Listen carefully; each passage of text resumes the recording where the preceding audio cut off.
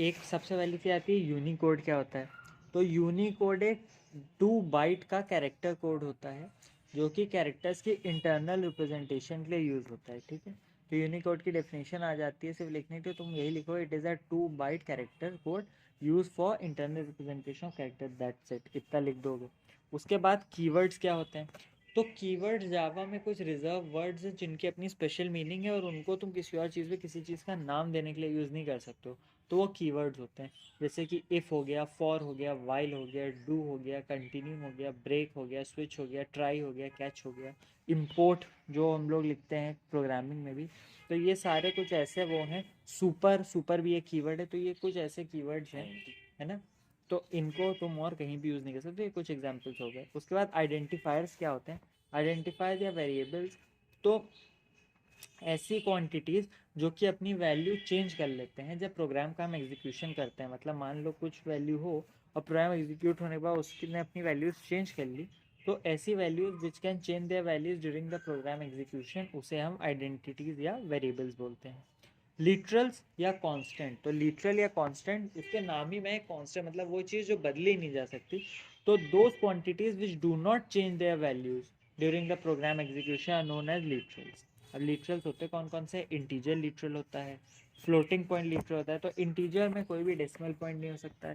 Floating point इसीलिए आता है कि उसमें डेसिमल वैल्यूज को स्टोर कर सकें। फिर हमारे पास कैरेक्टर लिटरल है, जब एक सिंगल कैरेक्टर को हमें स्टोर करना होगा तो कैरेक्टर लिटरल यूज होता है।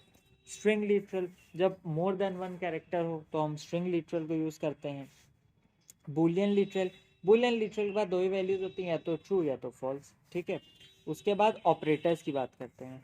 तो देखो, ऑपरेटर क्या होते हैं, वो पर्टिकुलर सिंबल्स जो कि ऑपरेशन परफॉर्म करते हैं किसी पे, उसे हम ऑपरेटर बोलते हैं। अब ऑपरेटर भी बहुत तरीके के हो सकते हैं। एरिथमेटिक ऑपरेटर, एरिथमेटिक ऑपरेटर में प्लस होगा, माइनस होगा, मल्टीप्लाई होगा, डिवाइड होगा।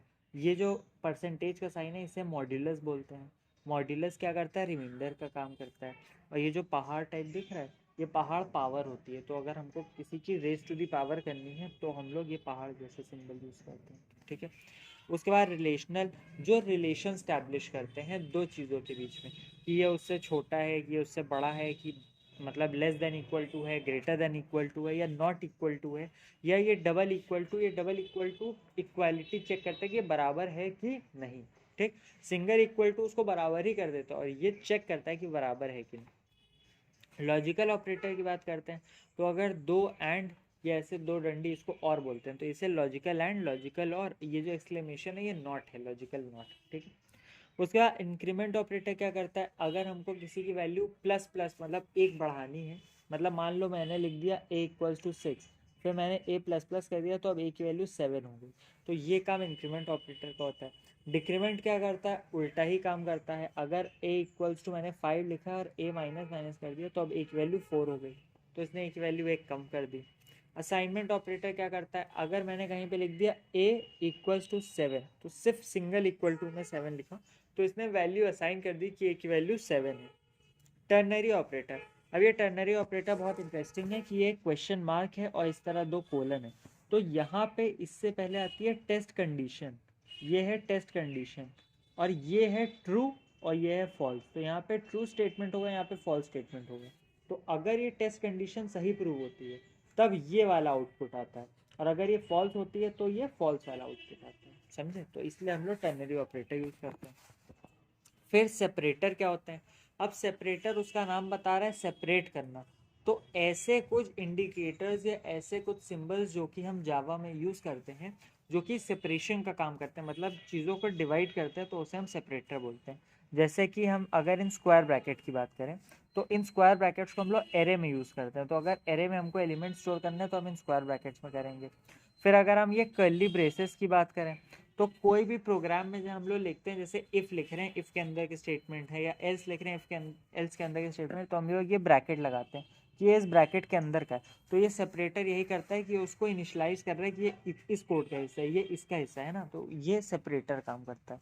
उसके बाद ये पैरेंथेसिस या राउंड वाले ब्रैकेट, तो अगर तुम कभी ध्यान दो तो हम लोग जब फॉर का लूप लिखते हैं, for i equals to 0, i is less than equal to 5, i plus plus, तो हम लोग हमेशा इस ब्रैकेट में लिखते हैं ना। तो ये एक कोई भी मेथड के कोई भी आर्ग्यूमेंट्स है उसको एनक्लोज करके रखता है, मतलब अंदर करके रखता है। ये बताता है कि ये इसके यहाँ पे ये आर्ग्यूमेंट है, इसमें इतना होगा, ठीक।